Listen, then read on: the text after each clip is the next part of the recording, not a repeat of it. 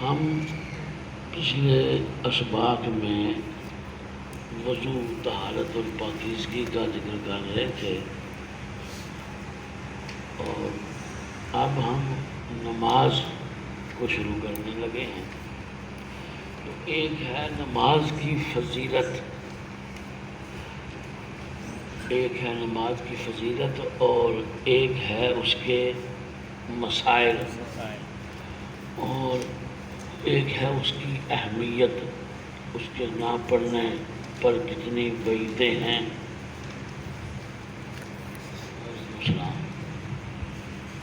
تو نماز اللہ نے حضور علیہ السلام نے فرمایا کہ دین کے 5 ارکان ہیں، 5 ستون ہیں جن پر دین کی بنیاد قائم ہے۔ اگر ان میں سے ایک بھی ستون کو گرا دیا جائے تو ساری بنیاد ہو جاتی ہے۔ تو وہ 5 ارکان کیا ہیں؟ اول ایمان یعنی کلمہ، ہاں جی، دوسرا نماز، روزہ، حج، زکوٰۃ، یہ 5 ارکان ہیں۔ تو ان 5 میں سے پھر سب سے زیادہ اہمیت جو ہے وہ نماز کو ہے، ٹھیک ہے، نماز کو ہے۔ تو اگر نماز کو صحیح طریقے سے ادا کیا جائے، اس میں بہت ساری احادیث ہیں، ہر یعنی وعیدوں میں بھی، نہ پڑھنے والے بھی، سستی کرنے والے بھی، اس کی فضیلت میں بھی۔ تو ہم خاص جو ہیں چیزیں، تاکہ اس کی اللہ کو کوئی ایسی ضرورت نہیں ہے، یا کئی لوگ اس پر بڑے وہ کہتے ہیں کہ نماز ہی پڑھیں، لیکن وہ اگر صحیح طریقے سے نماز ادا کرے گا، حضور علیہ السلام نے فرمایا کہ اگر 40 دن بندہ صحیح طریقے سے اخلاص سے نماز پڑھ لے تو اس میں تغیر یعنی تبدیلی آ جائے گی، بالکل سنتا، اور جہنم سے آزادی ہوگی، اور نفاق سے یعنی ایمان اس کو مل جائے گا، فیض جس کو کہتے ہیں ملے گا۔ لوگ بڑے بڑے چلے کرتے ہیں نا، تو چلہ یہیں سے ہے۔ 40 دنوں میں تبدیلی آتی ہے، ماں کے پیٹ میں جب رحم میں نطفہ ہوتا ہے، پھر 40 دن کے بعد وہ نطفہ بڑھتا ہے، پھر 40 دن کے بعد اس میں تغیر آتا ہے۔ تو اس لیے یہ 40 دنوں کا اس میں فرمایا ہے۔ تو اگر صحیح طریقے سے نماز ادا کرے، اپنی مرضی سے نہیں، ابھی میں دیکھ رہا تھا جس طرح ابھی ہم وہ تعدیل ارکان بھی ایک اہم اس کے نماز کی شرائط جو ہے نا، پھر اس کے فرائض ہیں، نماز کے واجبات ہیں، سنن ہیں، وہ بھی ہم ذکر کریں گے۔ تو تعدیل ارکان مسئلہ بھی عمل جو ہے، ادھر ہم گھٹنوں کو پکڑتے ہیں تو اور برابر کمر برابر ہونی چاہیے، اور ہر ارکان پر تشہد میں جب سجدہ کرتے ہیں تو دونوں سجدوں کے درمیان اکثر دیکھا ہے وہ ٹھہرتے نہیں ہیں، حرکت کو روکنا ضروری ہے، حرکت کو روکنا سمجھیں، یعنی ابھی اس طرح رکوع میں بھی جب کھڑے ہوئے تو کھڑے ہوتے سارے نیچے چلے جاتے، ایسے نہیں، وہاں سیدھے کھڑے ہو کے حرکت کو روکنا، پھر نیچے جائے، اس طرح کمر نہیں سیدھی ہوتی اکثر کی۔ تو جب صحیح طریقے سے نماز ادا ہوگی تو اس کے اثرات ہوں گے۔ یہ نہیں کہ جس طرح ایک مولوی صاحب نا، وہ میری طرح کو پینڈو مولوی تھی، اس نے ایک چودھری کو کہا بھائی تم نماز پڑھا کرو، انہیں کہا جی کی ملتا ہے جی نماز پڑھے ہیں. انہیں کہا میں تیرے نا مجھ دیاں گا, تو نماز پڑھ, تو 40 دن نماز پڑھ, میں تیرے مجھ دیاں. وہ چودھری لالچ وچ نماز پڑھتا رہا بندہ, تو میں مجھ 40 دن اس نے گنتی پکی رکھی. 40 دن بعد کہنا مولوی صاحب لے آؤ دروازہ چاہ کے کھایا. ہاں جی مولوی صاحب وہ 40 دن ہو گئے ہیں جب تالی کہتے ہیں تو میری مجھ لے آؤ. انہیں کہا اللہ کے بندے میں تو اس واسطے کہ پکا ہو جائیں 40 دن تا آخیا سی مجھ میں تین پوری لے گئی. میں کہا اچھا پھر میں بھی بے وجوہی پڑھتا رہا ہوں.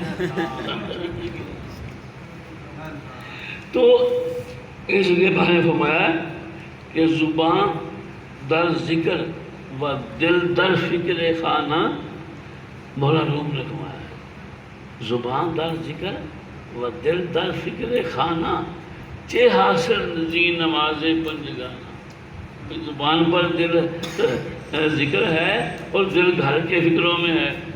اسی طرح وہ مشہور شعر ہے کہ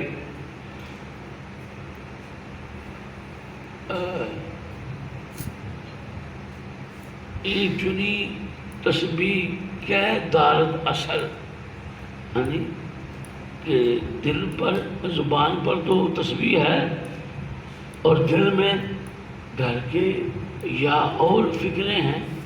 تو فرمایا کہ ایسی تسبیح جو ہے یہ اثرات نہیں رکھتی.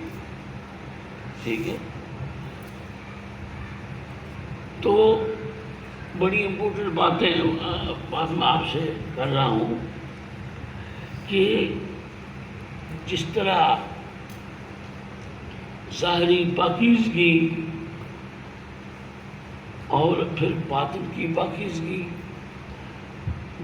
دنیا میں پاک اور ناپاک دونوں قسم کی چیزیں ہیں. اللہ نے فرمایا قرآن میں خبیث مرد خبیث عورتوں کے لیے الخبیثات للخبیثین, اور والطیبات للطیبین, نیک مرد یا نیک عورتیں نیک عورتوں مردوں کے لیے ہیں, اور خبیث جو ہیں. اور پھر فرمایا کہ انما المشرکون نجس, مشرک جو ہیں یہ پلید ہیں. مشرک جو ہے شرک کرنے والا ہے, اس کی پلیتی جو ہے وہ دوزخ میں بھی, جس طرح کتا پانی میں گزر جائے تو وہ پاک نہیں ہو سکتا. تقریباً وہ نجس عین ہے, اس کو کہتے ہیں نجس عین. جی سر. تو پانی میں سے دریا میں گزر جائے کتا تو پاک نہیں. اسی طرح جو مشرک ہے وہ ہمیشہ دوزخ میں رہے گا. اور جو مومن ہے گناہگار ہے, اگر وہ دوزخ میں جائے گا تو اس کا کیا مقصد ہوگا؟ اس کو پاک کرنا. کیونکہ جنت کی فضا ایسی ہے, وہاں اس عالم میں جو ناپاکی ہے وہ دوزخ میں, اور ہر قسم کی پاکی جنت میں. یہاں تو ملا ہوا نا کام, یہاں دنیا میں پاکی اور ہر ایک بندے میں بھی ہر قسم کی خصلتیں ہیں, اس میں نیکی بھی ہے اور برائی بھی ہے, کچھ عیب بھی ہے جی. تو اس عالم میں یہ چیزیں نہیں ہیں. تو جب تک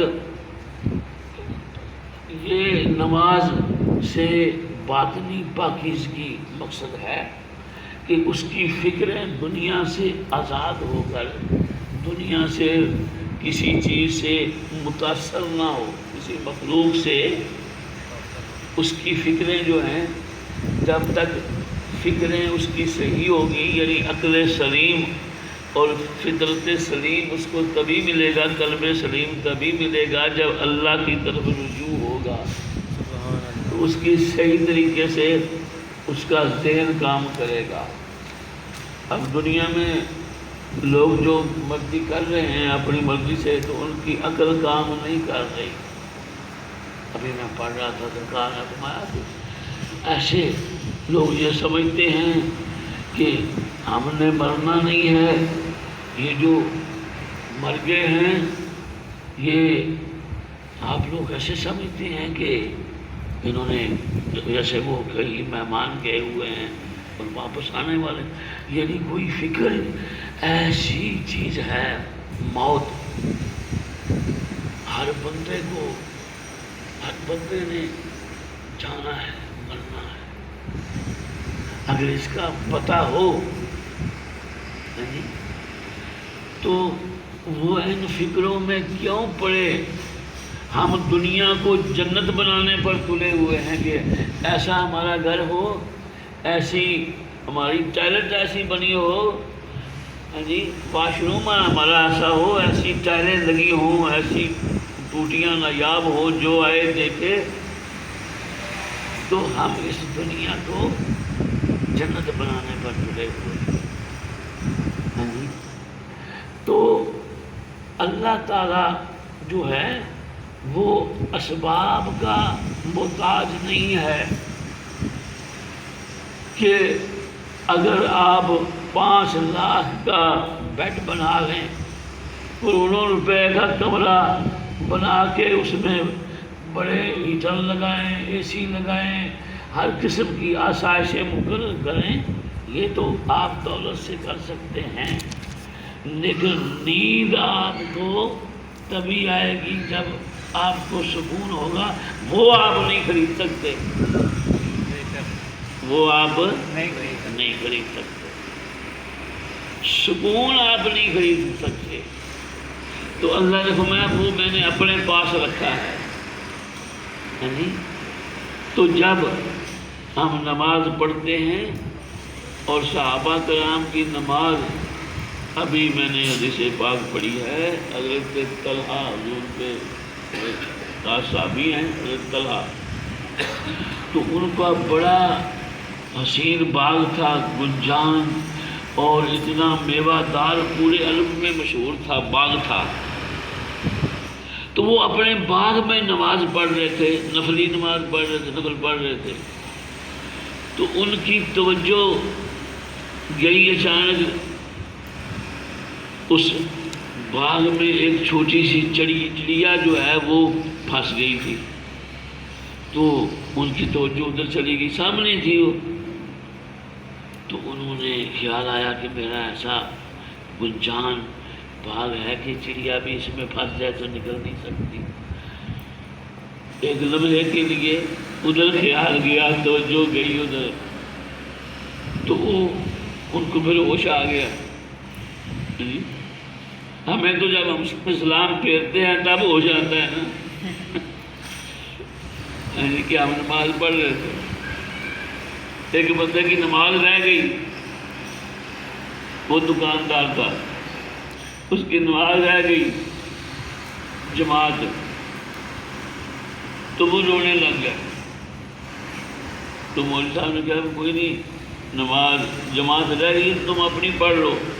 وہ کہتا جی جب آپ جماعت کراتے تھے تو میں پیچھے حساب کتاب اپنی دکان کا حساب کتاب کر لیتا تھا، اس لیے میں رو رہا ہوں۔ تو یہ صحابی کی نماز ہے، یہ ایک تو مثال ہے، کلی شیر خدا کی نماز کی بھی میں نے آپ کو دی تھی۔ تو 40 دن با جماعت اخلاص کے ساتھ صحیح طریقے سے نماز پڑھ لے تو حضور نے گارنٹی دی کہ اس کو فیض ملے گا۔ 40 دن فیض کی، ابھی کوئی اب بڑے بڑے لمبے پیر حضرات بڑے چلے کراتے ہیں، بڑے چلے کراتے ہیں، اور ایک یہ بڑی سازش ہے کہ اللہ سے دور کر دیا گیا ہے۔ ابھی ہم کل پرسوں ایک پیر صاحب کے پاس گئے تو وہ لیکچر دے رہے تھے کہ یہ تو قرب خدا بڑا مشکل بات ہے، بڑی منزلیں طے کرنی پڑتی ہیں، بڑا ہونے جگر پینا پڑتا ہے، ہم نے یہ کیا ہے وہ کیا ہے۔ تو میں نے کہا اللہ کے بندے پہلے یہ کون سے اللہ کے رستے پہ چلے ہوئے ہیں، یہ تو اپنے دنیا کی پریشانیوں کے لیے تمہارے پاس دلیل دینے آئے ہیں، تو تم اللہ سے ڈرا رہے ہو، دور کر رہے ہو۔ آج کل کے جاہل پیڑوں کا کام یہ ہے، اللہ سے دور۔ قرآن نے فرمایا یہ مال لے لیتے ہیں اور اللہ سے دور کر دیتے ہیں. جیسے اقبال نے کہا ہے کہ کیوں خالق و مخلوق میں حائل رہیں پردے، پیرانے کلیسا کو کلیسا سے ہٹا بتا دو. دو. حضور علیہ الصلوۃ والسلام نے فرمایا، اگلی حدیث آپ کو سنانے لگا ہوں میں. وہ حدیث میں نے ساری وہ عربی متن کے ساتھ نہیں سناتا، مختصر آپ کو اس کا مفہوم جو مشہور حدیث ہے. ایک دن سرکار نے فرمایا کہ اگر کسی کے گھر کے سامنے نہر ہو اور وہ 5 وقت اس میں نہائے تو کیا اس پر کوئی میل کچال رہ جائے گی؟ نہیں سر. صحابہ نے کیا نہیں. 5 دن میں 5 مرتبہ جو بندہ غسل کرے اس پر کوئی میل رہ سکتی ہے؟ تو حضور نے فرمایا یہ 5 نمازیں ایسی ہیں جو 5 نمازیں پڑھے اس پر کوئی گناہ نہیں. یہ میں فضائل ابھی بیان کر رہا ہوں نماز کے، تو یہ فضائل کا ایک پیپر ہوگا آپ سے، اور پھر مسائل آپ سیکھیں گے. تو اگلی حدیث بعد ایک دفعہ حضور علیہ الصلوۃ والسلام ایک درخت کے نیچے، سردیوں کا موسم تھا، سردی کا موسم، آپ کو پتہ سردی میں سب پتے جھڑ جاتے ہیں.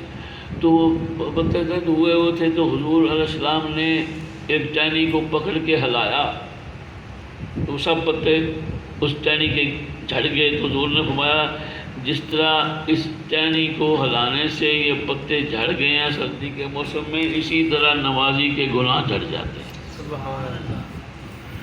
ٹھیک ہے، نمازی کے گناہ گناہ جھڑ جاتے ہیں تو وہ پاک ہو جاتا ہے. اگر دوزخ میں مومن جب جائے گا جو گناہ گار ہوگا اس کو پاک کرنے کے لیے وہاں بھیجا جائے گا.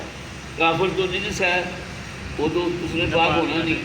تو گناہ گار جو ہے، جو مومن گناہ گار ہے، مسلمان جو گناہ گار ہے، اس کو پاک کرنے کے لیے آگ بھی پاک کرتی ہے نا.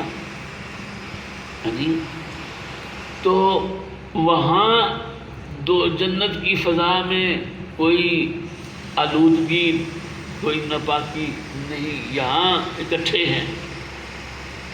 ٹھیک ہے. تو تصفیہ قلب جو ہے، تصفیہ قلب کرتے ہیں کہ دل کی صفائی. بھائی صفائی کا کیا مطلب ہے؟ کوئی یہ نہیں کہ اس کو، بلکہ صفائی کا یہ مطلب ہے کہ ہم نے تمام دنیا کی اس کو سمجھنا ہے، اپنی عقل کو بھی پاک کرنا ہے، اپنے دل کو بھی پاک کرنا ہے، اپنے خیالات کو پاک کرنا ہے. تو پھر ہمیں تصفیہ قلب ہوگا پھر اللہ کی طرف. ہاں جی. اور پھر فرمایا سرکار دو عالم لی ما اللہ وقت، کہ میرے اللہ کے ساتھ میرا ایک خاص وقت ہے، اور اس میں نہ کوئی رسول دخل انداز ہوتا ہے، نہ کوئی مرسل اس مقام پر پہنچ. جب میری اور اللہ کی ڈائریکٹ بات ہوتی ہے تو مفسرین کا فرمایا کہ وہ حضور علیہ السلام کو وہ وقت نماز میں حاصل ہوتا ہے. بے شک. سبحان اللہ. وہ خاص وقت، یعنی